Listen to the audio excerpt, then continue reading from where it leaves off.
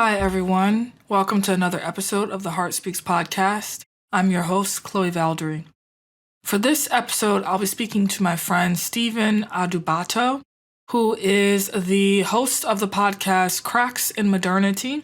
I met him actually at a Catholic conference event in New York.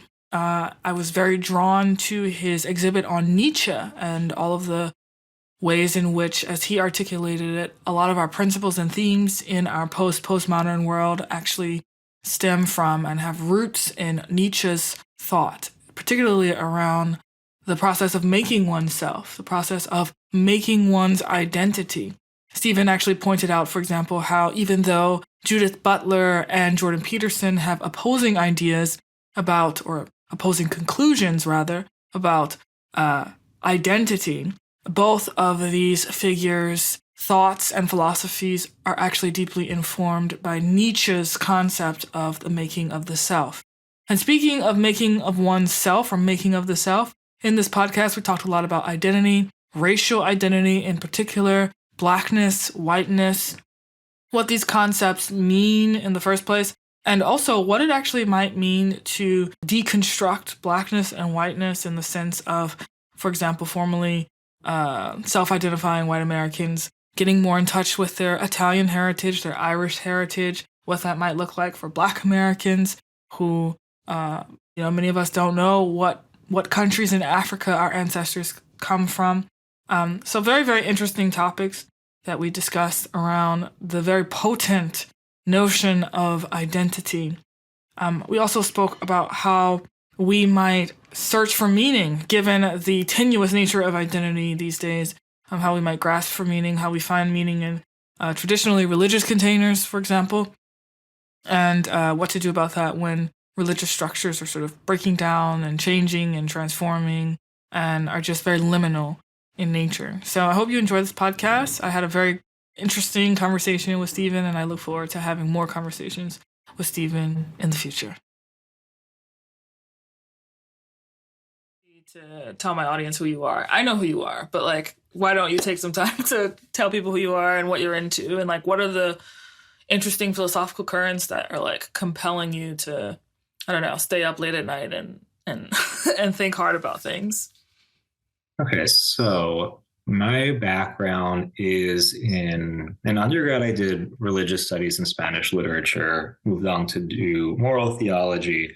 While I was studying theology, though, there are a lot of classes where we looked at the history of ideas, like how our beliefs for different societies' beliefs have changed over time.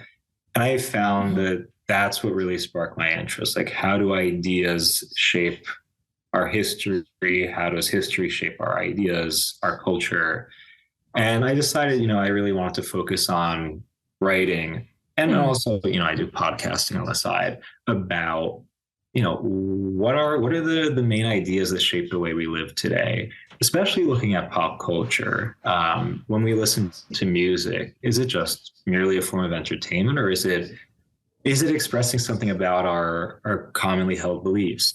Mm-hmm. How is it influencing my beliefs in the way that I look at the meaning of the world around me? Mm-hmm. And that's this is my main kind of interest, is in looking at the implications of this postmodern moment, or as some would say, the postmodern moment, because for me, postmodernism is calling into question these very abstract certainties that Enlightenment thought of naively assumed to be true. Well, if we start with Nietzsche, who's kind of the father of postmodernism, he's saying, okay, why do we hold these truths to be 100% absolute? How do we know that there are these certainties based on pure reason alone?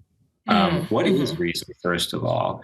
So what Nietzsche does is he rips the rug out from under us and just tosses all these truth claims out the window and says, I'm only going to base my certainty on myself, on my power, my strength, what I want to do with my life, which is a very radical thing. It's a risky thing. I mean, can we really create our own truths? Can we make, can we define reality for ourselves? Do you know, by the way, sorry, just to pause, do you know what in his life animated him in that direction? Yeah, he grew up in a very religious family in Germany. They Mm. were Lutheran Protestants. And his experience of Lutheranism was very repressive. Like he wasn't Mm-hmm. allowed to ask questions when he wanted to Mm-hmm. understand, well, why does the Bible say this? Why do we believe Mm-hmm. this? He was just told, you just got to follow the rules. Yeah. And that's why he said, I don't want these certainties that are handed down to me without me actually having a real relationship with those truth claims. Sure. But his attitude extended from rejecting religious truths to also scientific truths, like Mm-hmm. anything coming from outside of the self. He's like, no, I don't want anything to do with that. Mm. And it's like when he says God is dead, it's not so much him rejecting God or celebrating the end of religion. Like it's him saying, okay, religion does not play the role that it once did in people's lives, and we have to look for a new way Mm. to seek meaning. And I think the other piece of this, though, is that like you could also take Nietzsche's assertions to rediscover spiritual truths or to I rediscover your relationship with yeah. whatever religion in a more meaningful way, in a way that engages your questions or subjectivity. So it doesn't Mm-hmm. have to be this total outright atheism or secularism. Mm-hmm. I find that, there's this great Israeli rabbi named Mika Goodman who says that when you have an existential crisis, there's two options. You can either grow out of religion or you can grow your religion. And I went down the path of growing my religion. And so now, because I had a very similar experience where I bought in fully to the religious tradition that I was raised in, and then had an existential crisis when I realized that but it didn't match up with reality. And I experienced depression and, existential wrestling as a result. But where I landed up was a sort of larger, non-theistic, or like I would say post-atheistic conception of God, which is far more it holds space for many different conceptions of God from many different wisdom traditions, from Christianity, Judaism, Taoism, Buddhism, etc. Like I can see how each of these are different manifestations of the same sort of thing, if you will. And that works for me. I find it very difficult to conceptualize how nihilism would work for people. And perhaps I misunderstand nihilism because I do associate nihilism with Nietzsche, but it's like, I don't think that a lot of people who come to the atheistic conclusion actually end up going or tracking as far as Nietzsche did in his own atheistic conclusions.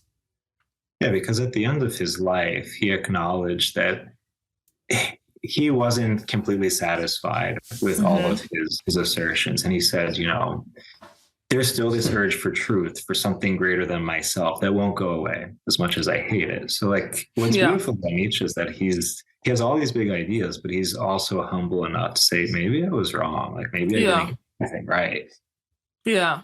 And you did an exhibit on Nietzsche and you showed how so many of our pop cultural icons, from Kanye West to the Red Scare Girls, have been recapitulating ideas that originated from Nietzsche. Can you talk a little bit about that?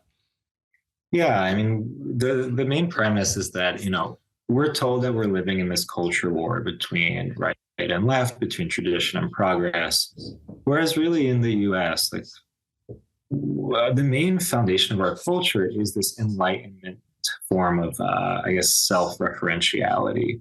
Mm. And I think what's happened over time is that, like I was saying before, the Enlightenment is saying, we can use our reason alone to find these truth claims. But what's happened is that now it's just like we are making our own truth claims. We are relying on ourselves.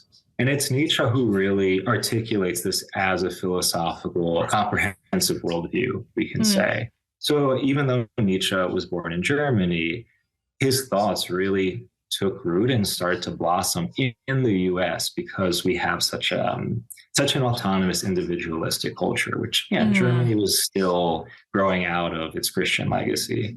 So Yeah, sure. We have these differing ideologies constantly clashing with each other in the US, but what they have in common is this sense that like I look to myself, I rely on myself. Mm, So mm-hmm, whether we're talking on the left about, gender identity, the way that I want to define myself, you see that like the main gender theorists like Judith Butler are borrowing directly from Nietzsche to talk about, this self-construed gender identity. mm-hmm, Whereas on the right, if we take someone like Peterson, like Andrew Tate, who's talking about, lifting yourself up by your bootstraps, you got to take mm-hmm, responsibility for yourself. Don't expect the state or charity to help you.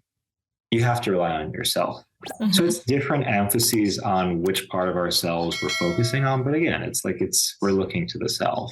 And I think mm, reading Nietzsche helps you to understand, okay, like there's a lot of overlap here, but also there are a lot of common pitfalls that we need mm. to look more deeply at. What are some of those pitfalls? I mean, first off, can I really rely on myself to live a meaningful life? Because Mm-hmm. if I'm honest, I know that I have a lot of limitations. I'm far Yeah. from perfect. I keep making the same mistakes again. So if I'm only going to rely on myself, I know I'm not going to get very far. But Mm-hmm. also in terms of self-definition, like I didn't choose to be born. Like Right. whether you believe in God, whether you believe in, the universe, whatever, like existence is something given to you. So if I'm going to say my identity is whatever I construe it to be, it's like, yes, I have free will, but it's free will in relation to Mm-hmm. this entity that gives me being. Like Mm-hmm. there's this tension between me and the source of my existence that I have to be real about. I have to Mm-hmm. really take into account when I'm just trying to discover who I am.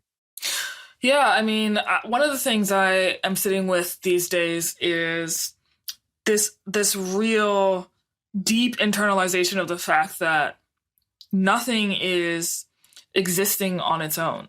Nothing on in the universe exists on its own. So like from a cognitive perspective, for example, I learned that around 3 years old, we get our separate sense of self by internalizing other people's perception of us. So even the concept of myself, of who I am as a person, is actually mediated by me interacting with others. And so it's been a bit of a delusion to actually think that I am merely an independent being in the strictest sense of the word. And I find that believing that can cause a lot of alienation, self alienation, ironically, and an alienation from others as well. So I wonder if you've come across, like, is there a connection between alienation in our popular culture or the experience of alienation in a postmodern world and the failure to recognize that actually we're all living in an interdependent world? It's a matter of being honest with yourself, because if you look at your history, if you look at your life, you'll see that number one, you didn't choose to be born. Mm-hmm. There are two people that brought you into existence. But also, everything that the fact that you know how to function in the world, is the result of you relying on, trusting other people. Mm-hmm. And I think what it comes down to is like, it's really hard to trust people. It's hard Mm-hmm. to depend because people can hurt you, people may judge you. But okay, if we don't take that risk, then is it really worth it living this super autonomous, individualistic life? Sure, Mm-hmm. it's safer because there's no risk of being hurt, but can I be happy? Can I be Mm-hmm. fulfilled? So it's a matter of being honest with my experience, but also like, what do I really want? Like, what will make my life more full? Yeah. Yeah, that's interesting. So let's talk a little bit about some of the things that you're posting on your Instagram recently. Can you share with us the context, and then we can like tease a little bit of it out further? Yeah, so I would start by talking a little bit about my own history, because my father's side of the family is Italian American. My mother's side came to America a little more recently from Greece, Turkey, Armenia, a little bit of a mix. But I found like I was growing up in a very kind of bougie suburb where you had people with their whatever ethnic background, but it really was, there's this sense of forced assimilation that your ethnic roots don't really play a role in your identity, the way you express yourself, the way you spend your time. It was this kind of monolithic, like, again, suburban ideal that I found to be suffocating, because when I was with my Greek grandparents, when we went to the Greek church, like, you could see that there was this liveliness. There was this sense that you're part of something that has a history that's bigger than you. But when I went to school, like, it was dry. And it was hard because, I wasn't 100% Greek. I didn't speak fluently. So I wasn't totally accepted in the Greek community either. What's the positive about this feeling like I wasn't fitting in culturally is it forced me to really ask these questions about, who am I? What does it mean to belong to a culture?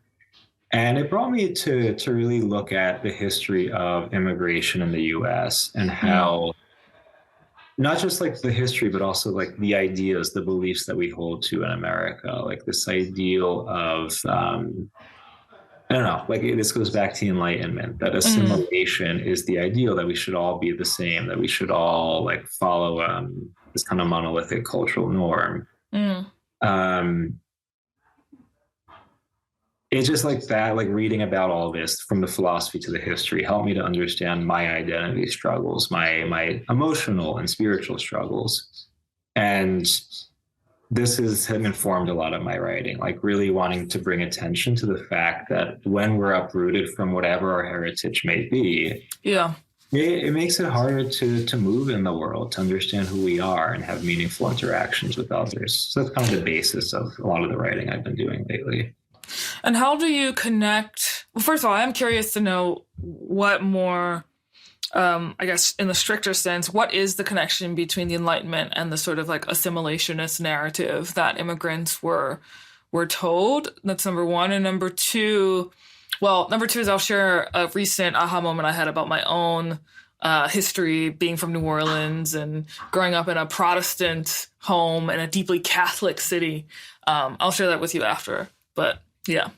Okay. So the Enlightenment thing, again, there's this sense of wanting to seek these universal truth claims that don't rely on, how do I put this? They don't rely on particularities. Like in the past, medieval times, you would have to rely on your community, your family to pass down stories, beliefs to you. You would have to rely on revelation from religion, whether that's a priest, whether that's the Quran. But there's this sense that something is mediating these truth claims to you. Now we want to take out the middleman in the Enlightenment. Like we want there to be this pure relationship with truth. My reason can apprehend truth without relying on people, religion, culture, any of that. So then we move to this ideal of purity. This is where we get the Puritans, that, if we rely on family relationships, on community, like it's messy, that can obscure our relationship with the truth. You also see this a little bit in Luther, where he's saying, like if we have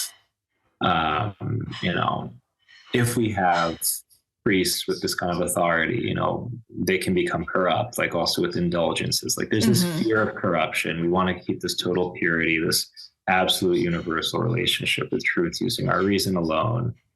And that's why, like in America, this idea of the American dream, when you come here, you got to uproot yourself. You have to conform to this very genteel, very, quote unquote, respectable mode of expression. Because I don't know, like if you look at, say, for Italians, for example, Italians were not really accepted because, they're dirty, they're too boisterous, be violent, they're loud.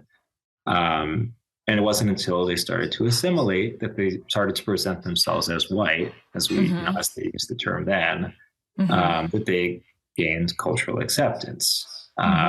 We could say the same about plenty of other ethnic groups who are a little bit more warm-blooded, who are from hot climates. Like it's this very plain, very flat, very respectable ideal that's become exalted in the US. But again, it's not to say that, the people who propagated that ideal, who are mostly like Anglo-Saxons from Northern Europe, like it's not to say that their culture is invaluable, but it's even that, like even this new ideal that we have in America, like even that is kind of bastardizing the Anglo-Saxon culture. Like it's not a full expression of it, Can you connect I'm curious about the potential connection between the Italian American experience, as you've described it, and existing controversies around Christopher Columbus Day? Yeah, there's a lot there because Yeah. Columbus Day was never about Columbus. That's the thing that, again, our lack of historical awareness, like it wasn't about him. When Italians came here, they were considered to be Black in a way. They really had, were disrespected by the WASP hegemony. And there was a riot I think it was in New Orleans or in of all places, Louisiana. Yeah, of all places in the late 1800s when a group of Italians were lynched, then riots ensued in the streets, and just like really horrible violence. And some representative from Italy threatened I forget who the US president was, but threatened, like if you don't take care of this, like if you don't start protecting the Italians, we're going to have a war. So then, I really can't remember the president, but whoever it was said, okay, to try to gain a little bit more credibility for the Italians, we're going to start celebrating Columbus Day because we have to celebrate how Italians have contributed to American culture. They're part of us because of Columbus. So more than anything, like Columbus Day became Italian Pride Day.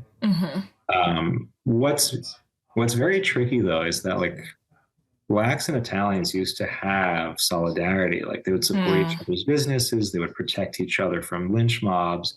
But after Columbus Day, like Italians could pass as white in a sense. As long as they didn't act too Italian, they could be accepted by the WASPs.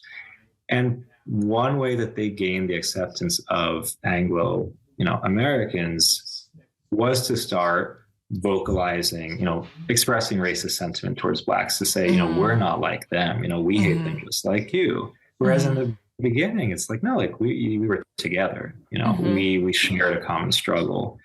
So fast forward to today with the issues with Columbus Day. Yeah, I mean, Columbus is a questionable guy. He did some messed up things.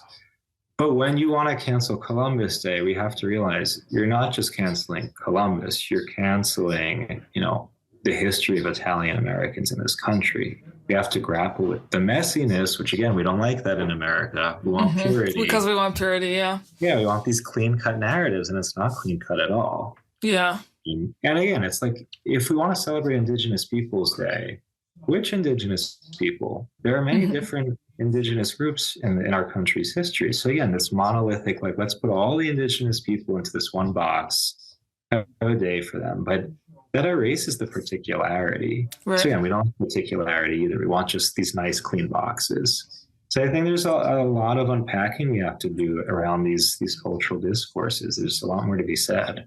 So there's a paradox in that getting rid of Christopher Columbus Day in the name of fighting, let's say, racism is simultaneously like erasure of Italian American culture and erasure of something or policy that was implemented to assimilate Italian Americans into the wider American culture. Yeah, the wider American culture. Yeah. Because it's supposed to, again, to like celebrate being Italian, but on whose terms? That come with the cost of having to assimilate our culture. Right. And this actually, there's a connection here between that's interesting. I'm thinking about this live. Okay, so there might be a connection between that move and the move with regards to, or that seems to be evident in shows like Blackish and the propping up of shows like Blackish. It's like almost as if the establishment, and I think the word the establishment is a bit of a misnomer, but I'll just say it. And I don't mean it in any conspiratorial sense. But there are certain influences that will look at the incredible success and influence of national Black Lives Matter, the organization that happened in 2020, and then will further support shows like Blackish that portray a very specific way of being Black in America, but in order to simultaneously placate Black America and also say this is the only type of Black Americanism that we will allow for or foster or subsidize, to the detriment of the non-conceptual way of being Black, which is simply, defies words, defies like putting people into these conformist boxes, and looks more like, I would say, shows like Abbott Elementary, historically shows like A Different World, The Parkers, etc. And so there's an interesting, I can see the moves that you're describing also happening within Black America as well. Yeah, and then we see that if we look at the trajectory of Tyler Perry's films, but also what I was saying before about, The Parkers and Monique. It's like, it's this, what we're seeing now is this uprooted, disincarnated, disenchanted ideal of Black identity, which is hyper politicized. Yeah. And there are plenty of good intentions behind it. I'm gonna knock that, but like, it's ignoring the fact that Blackness rises from a shared cultural experience, which is embodied. Full of relationships, which are complex, which are messy. But also, again, the particularity, that what I was saying about, if you're Black from the South versus from New York versus from the Midwest, like, there are different manifestations. It's not monolithic at all. And we're not seeing that expressed as much right now in pop culture. Yeah, I was just back home in New Orleans, and I grew up in a very psychedelic, I would call it, religious tradition. I grew up as a Christian, observing Jewish holidays in a deeply Catholic, shellfish-loving city. So I didn't eat pork or shellfish, and I observed Rosh Hashanah and Yom Kippur, and I was a Christian who went to church on Saturday. So deeply Protestant, but not in the traditional Protestant sense of the word, because obviously, generally speaking, Protestants still celebrate Christmas, but I did none of those things. And I was back in New Orleans, and I was thinking about how I experienced a profound sense of alienation, and I didn't have the language to articulate it at the time when I was younger, when I was going through these experiences. But it is an incredibly alienated experience to grow up in a city, but have your religious identity condition you to go against the mores and the culture of that city. And so imagine like living in a home and then being conditioned to be anti-home. That's a profoundly alienating experience. It's also a profoundly teaching experience, right? It's a profound teaching experience because you learn how to, like, what are the ins and outs, what are the margins of society, and how margins are constantly shifting and they're not this like objectified thing. I have a very insider-outsider relationship or sense of identity as a result of growing up in this way. But I bring this up because you talked about feeling uprooted and being uprooted. And I was having a conversation with someone the other day about New Orleans and about, like, New Orleans is a super like French, Spanish, Black, Native American, just like interesting gumbo of a city. And it's super, super oriented around drinking. It's got a heavy, heavy drinking culture. And I'm not drinking this year. So I was back home, and when you're not drinking and you're in a culture that revolves around drinking, you notice how prominent it is. Yeah. And I started asking myself, like, has this city been coping with something for 200 years of its existence? And I was talking to a friend about this, and he said, when I was in New Orleans, I went on these ghost tours. And these ghost tours in New Orleans were all about how, like, shit went down in New Orleans in certain homes with regards to how people were treating slaves, how people were treating non-slaves, and how the ghosts of these individuals are still like haunting houses and stuff like that. And I was thinking about all of this, and New Orleans is also a very humid, like swampy place. You go outside, immediately you start sweating, right? The thickness of the place is palpable. And then I started to think to myself, and I'm totally making this up, this is just a question I'm asking, but I'm like, did my parents subconsciously pursue this kind of like Protestant pursuit of knowledge in its own way, for sure, like because they were super interested in like, where does Christmas come from, and like, where do all these things actually originate, right? Were they pursuing this as a way to orient themselves or anchor themselves such that they would be able to overcome or transcend the hugeness that is New Orleans and like everything that comes with it? And I don't know the answers to that question, but like I was able to see both the beauty and the terror of all of that. And I'm just wondering how that lands for you. Yeah, because I think there's something very painful about feeling alienated, like knowing yourself to be different.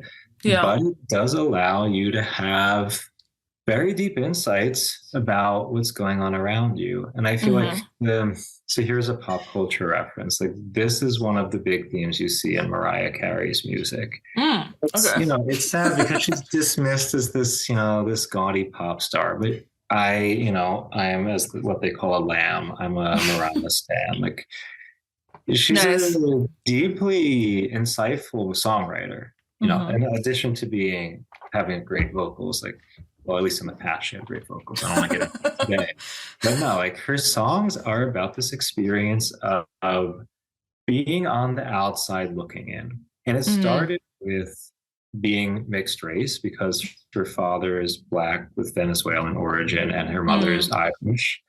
And they were divorced. That's another thing you see that in the psychology of children of divorce, that there's this sense that like because you're constantly trying to navigate between two different worlds, like you're never inside one world. Yeah. That's another thing. But also she's an artist, she's looks at the world through this poetic lens, in a way that not everyone does. So there are several songs about, like, there's this song called The Outside, where she says, early on I could sense that I never fit in, and I kept trying. But then maybe you resign yourself to accepting maybe you weren't made to fit in. Like, maybe it's divinely ordained that you're meant to be on the outside so that you can comment on what's going on inside. And I found that over time, I came to relate to a lot of her songs, not just because I like the way they sound, but because I am someone who feels like I'm constantly on the outside, and that I have a calling to use that to speak about what I see happening. And you see that also with philosophers, like Kierkegaard was very big on this, that he felt, just because of his temperament, his personality, he was alienated from mainstream culture. And it allowed him to say a lot about what was going on. So there's like, yes, it's a heavy thing at times, it can hurt, but it truly is a gift, because it saves you from the emptiness of conformism. It saves you from becoming vapid and just doing what everyone else is doing. But I want to ask you though, like, why is it, because you could have tried to conform, like, also with your career, with the kind of work you're doing, like, you could have just gone for the mainstream discourse that everyone else is capitalizing on. Like, so what enabled you to stay true to your unique experience, your unique beliefs, rather than just trying to go with the flow of what everyone else is talking about or doing? Well, perhaps ironically, within the religious tradition that I was raised in, there is this sense that you should be curious about, what people are telling you, questioning people, questioning authority, questioning, just because someone says that this is the way it's always been since the beginning of time, implicit in the experience of sitting in my living room every December 25th and studying the writings of Emperor Constantine was this sort of understanding that, like, actually, no, that's not true. Things have origin stories. Things are constantly moving and shape shifting. And so I would say, ironically, I wanted to stay true because that's what I was taught to do in the religious tradition that I grew up with. And also, it's just, I think that the world is just far more interesting and far more enchanting than we give it credit for. You just have to know that you should look for it in the first place. And it can be scary to look for it because you're going to experience that alienation. You're going to experience that, that sense of not belonging. But you can also, I mean, in my experience, I felt such a sense of rapturous joy and awe and wonder the more I learn about, like, how things are connected. And even in my field where I'm often talking and combating, if you will, the mainstream DEI rhetoric, diversity, equity, and inclusion rhetoric that exists. But at the same time, like, I recognize how a lot of the grappling within mainstream DEI is itself a yearning for the kind of embodied way, like ethnic, if you will, way of being that has been enchanted way, though. Like the name fits. A very enchanted way of being that has been stripped away in our postmodern world. Like, I am struck by the fact that, perhaps this is one of my hottest takes in this topic, but, like, have you seen those posters that came out in 2020 where people were like making fun of whiteness, and they were saying, like, whiteness is worship of the written word, and they included worship of the written word in that? I am 100% certain that despite the absolute nonsense that is captured in that on a superficial level, if you look at that more deeply, what people are yearning for is a return to a living relationship with reality. And I'm reading a book right now called Spell of the Sensuous by David Abram, which talks about many beautiful things. It's an incredibly beautiful book. But one of the things he talks about is where language comes from, and the alphabet and the alphabet, and how, if you look at the letter A, for example, the letter A originally was a pictorial representation of an ox. So when you turn the A to the side, it's actually an ox with the horns pointed upwards. And so the letters that we use and that we, write down and that we read were originally emergent from the real living world. And he confirmed something that I always felt to be true, which was that Homer, which was existing in a pre-literate Greek society, right? Homer was essentially a Greek rapper, right? Homer's The Odyssey was, like, recited orally, which is why you see so many repetitious phrases in Homer's The Odyssey. When you read it on paper, it was meant to be recited. So I say all that to say, just like you're able to point out the overlap between, like, Judith Butler and Jordan Peterson, and how there's this similar belief system underpinning both of their statements, I think that there is a deep yearning, actually on both the right and the left, in the world of DEI that is yearning for a re-enchantment of the world, but is, like, misfiring in the way that it's being presented by both of these groups. Because first of all, about, rapping and Homer, Camille Paglia has a very interesting piece tracing the trajectory of Western music and how rap is a manifestation of a lot of, like, classical modes of rhetoric that, go back to Socrates. So, I mean, so much for the old dead white man. Right. There's there are certain recurring archetypes that we see, but in terms of DEI, like, I think there's also a deep desire to recover our roots. And I think Mm-hmm. it's like you're saying, it's misfiring. It's doing it in a way that doesn't really accomplish the goal. But when I see people saying, like we have to dismantle these modes of whiteness, there's something true there because, and Mm. I would say that, it's more than anything like we want to dismantle these like monolithic enlightenment kind of ideals Yeah. because in the same way that a lot of people of color may feel like those ideals are oppressive, like as someone with Mediterranean roots, sure, I might be white passing in today's day and age, but I find that that cultural ideal Mm. oppresses the expression of my heritage and the ideals of my culture.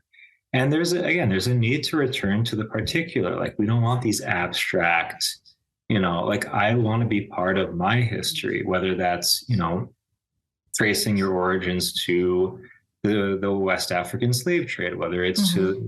to the Mediterranean, whether it's to Latin America, whatever. Like it gives us meaning to be part of a bigger story. It Mm. enchants our sense of identity and our experience of reality. And I think like what's interesting about theory of enchantment, when I first heard your interview on, I think it was Persuasion, Mm. what struck me is that like I'm seeing a lot of people who are super reactionary, saying, "Oh, look at DEI, look at all, how it's full of these, full of ideology, these faulty claims. So we should just toss it all out the window, screw the Sure. left, screw the woke culture." But what you're doing is saying, okay, yeah, there's a lot of problems here, but how can we tap into what's true and really foster that, really build that up? Yeah. Um, and that's the issue I'm seeing with like the reactionary politics right now is that it's deeply conformist. Like it's not Mm. contributing, like it may react against the mainstream, but it's in a way it's conforming to the mainstream by not offering something innovative and new. Mm. That's again like that's what kind of gave me hope when I saw what you were doing because it's not saying oh chuck DEI out the window. It's Yeah. let's make a version of this that really values what's meaningful about Yeah. this phenomenon. Yeah. I mean, one of my critiques of Ibram Kendi, who's a sort of, I don't know, shaman, perhaps he hasn't actually earned that moniker. I'm not going to say that. He's not a shaman. He's, he's more like I don't know, he is a professor of DEI, is this point that you made about like the Black experience in Louisiana is very different from the Black experience in New York. And in fact, the Black experience in New Orleans is different from the Black experience in Baton Rouge, right? And so the more you zoom in, the more fractal it actually becomes.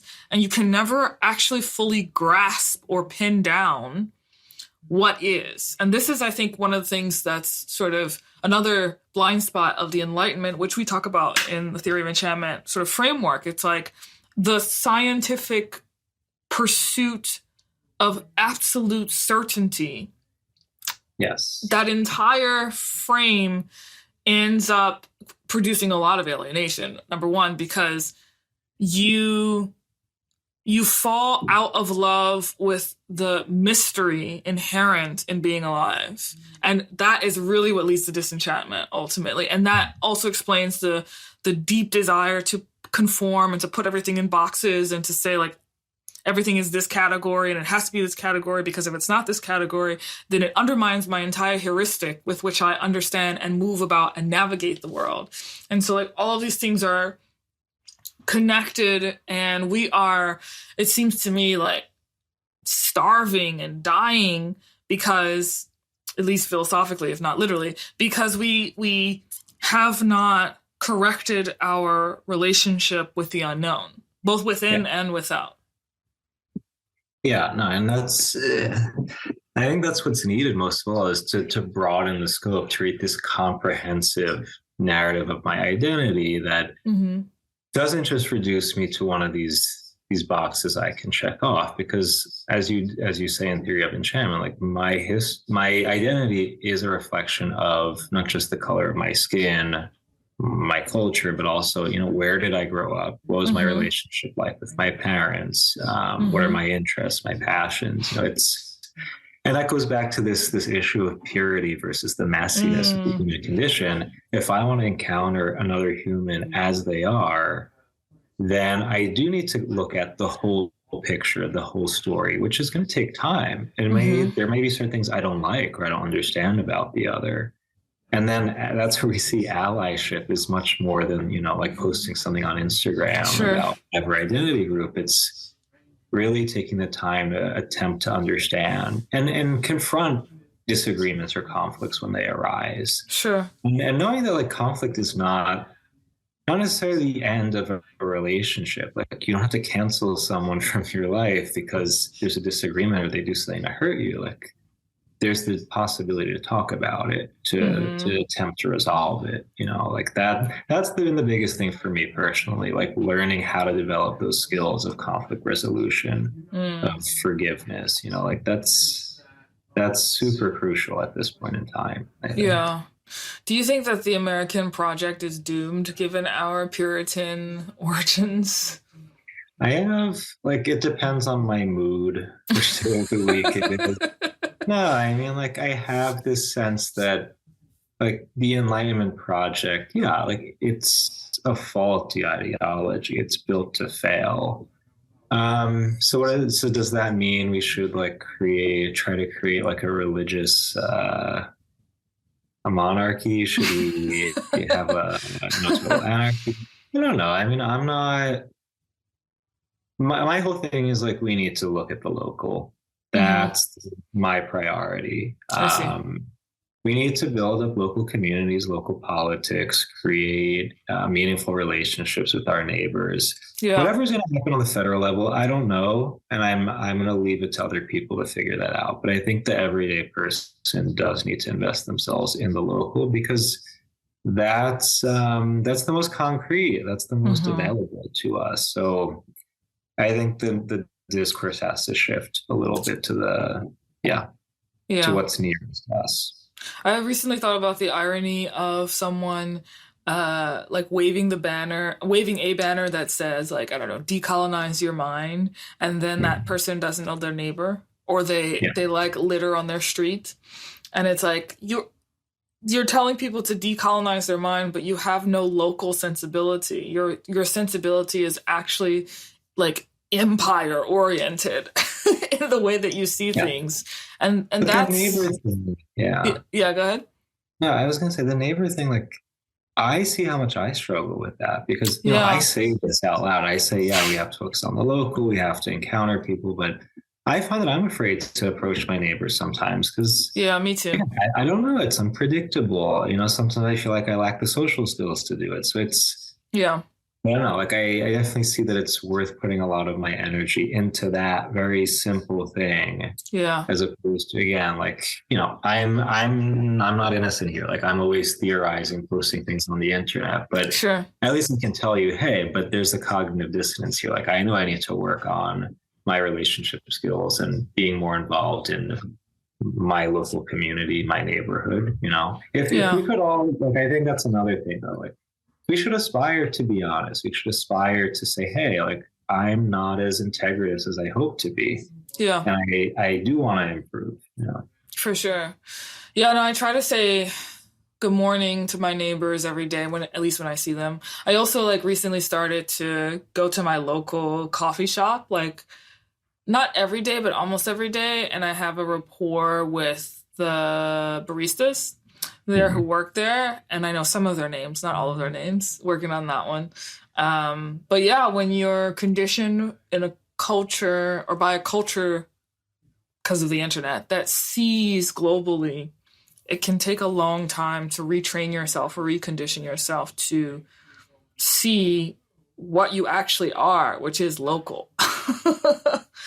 Yeah, and that is a form of social progress. Like it's not purely Mm, economic or power dynamics. It's these small experiences of meaning hmm. that do change our I don't know, do change our way of living. That like Yeah. I don't know, like there are things that are immeasurable that are part of that should be part of the discourse on like social progress. It's interesting though, because there's this understanding in certain areas of psychology that says that if you experience something, let's say like alienation, over and over again, then that's very familiar to your nervous system.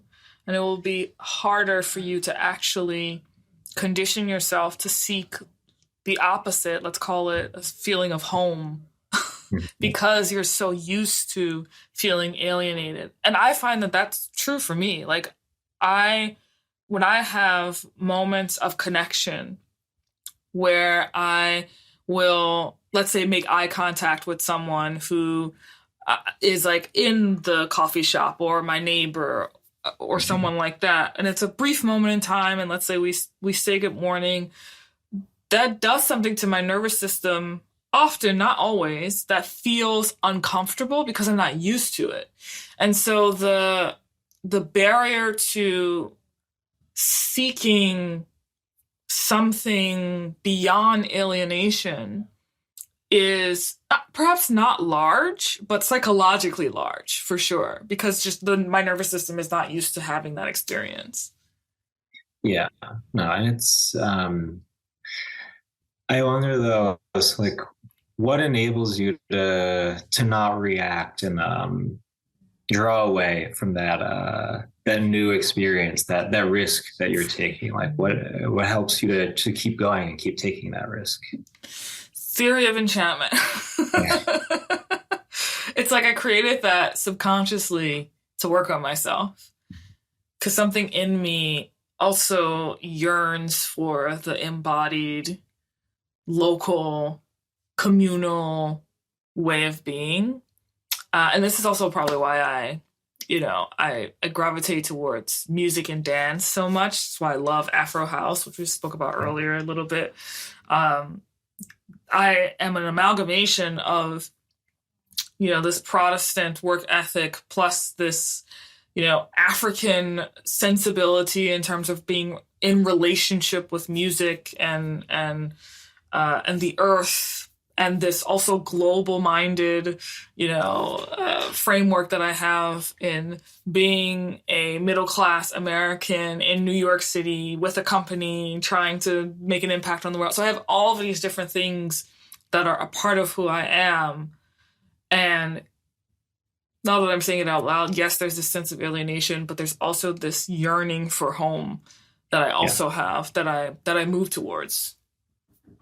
Yeah, and that's what's also interesting about like our disenchanted cultural discourse today is that it obscures the commonalities between certain forms of art, specifically music. Because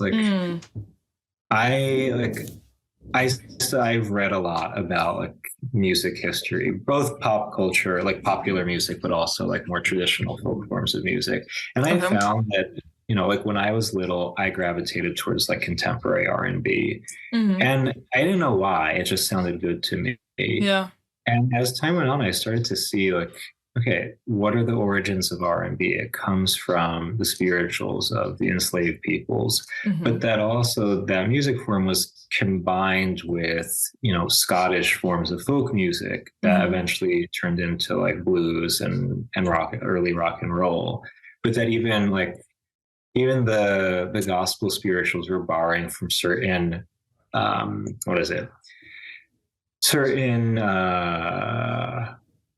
certain like motifs within West African, but also like East African, Middle Eastern music. And then that traces its way to Greece, who, in Greece, they borrowed a lot of their music from the Turks because they were enslaved by them for so many years. It's like there are all these connections that we can find that speak to like these certain shared metaphysical traits that we have as human beings. And I don't know, like when I see people clamoring over, like this person is appropriating whatever culture's music, it's like, sure, there are certain artists who are doing too much, like who are being annoying. But like, we're forgetting that, I don't know, like music is, because it's so metaphysically charged, it doesn't fit into our human categories the way we want it to. Again, like we want it to be, we don't want it to be messy like that. Yeah. And that's what's beautiful about so much of the popular music today. Like there's so much spiritual depth to it that speaks to, the history of our, of our culture, like the roots, like it brings us back to discovering our roots, whatever our ethnicity may be. Yeah. So I have a question. I have a proposal rather. We're developing this new card game at Theory of Enchantment, and we can play a little bit if you'd like. I'll just tell you the premise. Basically, there's like 30 cards, and each card is meant to get you to play a game with we're calling them buddy. So with your buddy, and you're basically revealing something like vulnerable, deeply human about yourself to each other. There's a few numbers that actually won't work within this format because they're hardware specific. But if you pick a number, we can see if it has a prompt that will work for us. So pick a number 1 through 30. I'm gonna pick 2. Okay. Okay. So the name of this game is Defensive or Curious? Question mark. And here's the game. Describe a time where you felt under attack or you felt the need to be defensive. That's the first part.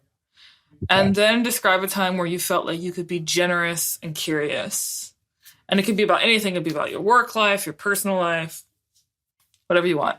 I can go first. You can go first. How do you want to You're going to go first. Okay. You proposed it. You're going to go first. Okay, so describe a time I felt under attack or felt the need to be defensive. Okay, so the other day I was on Twitter and I was promoting Theory of Enchantment, and I talked about how people could buy the curriculum. They could enroll in the curriculum because it's a company. So it's a for-profit company. And someone responded basically by accusing me of not having pure intent. There's that purity piece, not having pure intentions because it's a company and it makes money.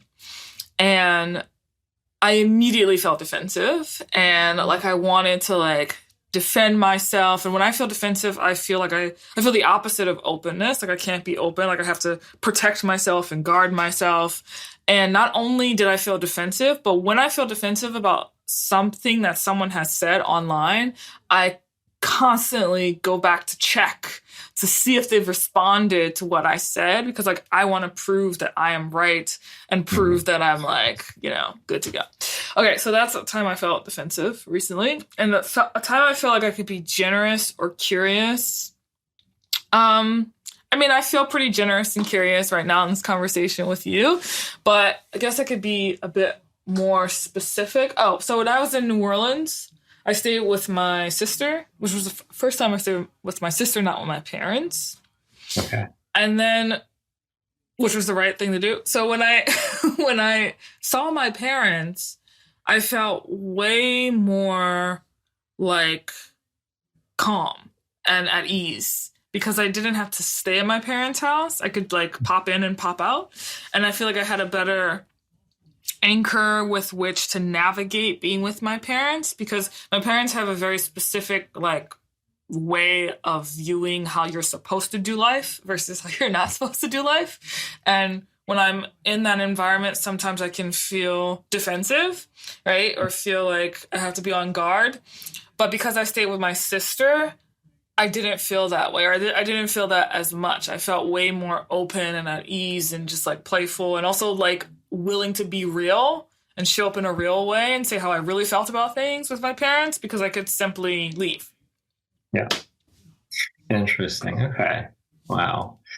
There's something about, I don't know, as time goes on, how our relationship with our parents matures and how having distance can enable us to become more intimate in a way, or to have a deeper connection, Yeah. Okay. So my defensive is actually related to how I met you. So funny story. So for the New York encounter, we start planning it way in advance. So I remember last year, somebody said, we do want to talk about DEI because it is such a big deal in our culture right now. And a lot of people got up and just started saying super negative things, saying, DEI is BS, it's all ideology. And because naturally I'm a contrarian, I decided to become oppositional. And I'm like, you guys are BS. You don't understand that there is a reason why DEI exists. It's not coming out of nowhere. And to Yeah. just dismiss it is to like, it's, you're not taking seriously the implications. And I was gonna like write a very nasty email to some of the people involved about how, they're being ignorant. But I was like, wait, why am I doing that? And what is Mm. the goal? Mm-hmm. I'm doing it to kind of affirm myself and how self-righteous I am. Mm. But also, it's not going to achieve the goal. It's just going to piss them off. Like, it's Yeah. not going to lead to a fruitful, discussion that may change the course of how we're going to do this. So I decided to open up to one of my friends involved. And I was like, hey, I wanted to share with you some of my experience with DEI because I see how there's a lot of reductive elements of it in the way identity and social issues is discussed. But I also have a lot of friends who have benefited a lot Mm-hmm. because it does raise important questions about how people from different backgrounds are treated or spoken to in the workplace or in the school or whatever. And my friend was like, okay, this is interesting. Like, tell me more about that. Mm-hmm. Um, and then, we started discussing who should we invite to talk about it. We went through a whole list, but eventually, I found that interview with you on persuasion, and we're like, this is exactly what we're trying to get at. So it started out as defensiveness, but then it was like, okay, let's be a little bit more realistic about, what do I really want here? So, and I'm happy that I broke down the defensive wall, and that here we are having this discussion. Absolutely. With curiosity, I would just say like my experience in the world of education in general, I love sitting in on a class of like a master teacher, someone who's been doing it for years, because like I become so curious to understand like how have you developed these methods? How is it that you are able to engage your students so well? And I love having a follow-up discussion after, just to ask all those things and just try to find what bits and pieces can I take from your approach that I can improve mine. So yeah, I love watching a teacher or a professor who really knows what they're doing and learning from them. I love that too. One of my mentors, John Vervaeke, I discovered him through his Awakening from the Meaning podcast, which has both an audio component and a YouTube component. And I watched the YouTube component. I was like, whoa, what is happening? This is a whole new world. It's so cool. Well, awesome. Thank you for indulging me a bit and playing that game. It's a new thing that we're testing out and we're trying to spread. So this is the first time I've actually played the game on the podcast. Oh, awesome. No, it's a cool idea. It's an interesting question to ask. Yeah. Sure. Any last things that you want to promote? Where can we find your work? Where can we follow you? So you can follow my Substack. It's CracksinPostmodernity. My Instagram is at CracksinPomo. Twitter is Stephen G. Adubato. And my podcast is available Spotify, Apple, YouTube, all the platforms. So check it out. I'm hoping to have Chloé on my podcast as well. It's something soon, keeps the discussion going. But check out all the platforms. Awesome. Yay to cross-pollination. We're definitely going to make that happen. And hopefully we'll be able to do it in person. Yes, that'd be the goal. That'd be very cool. All right. Well, Stephen, thank you so much for coming on my podcast. It's been a real privilege and pleasure. I always get a little excited and also intimidated when I'm speaking to someone who is as eager and excited by philosophy as I am. So I really appreciate you coming on. And my producers will be in touch when this is uploaded and ready to go. Awesome. Thank you so much, Chloé. This was a good time.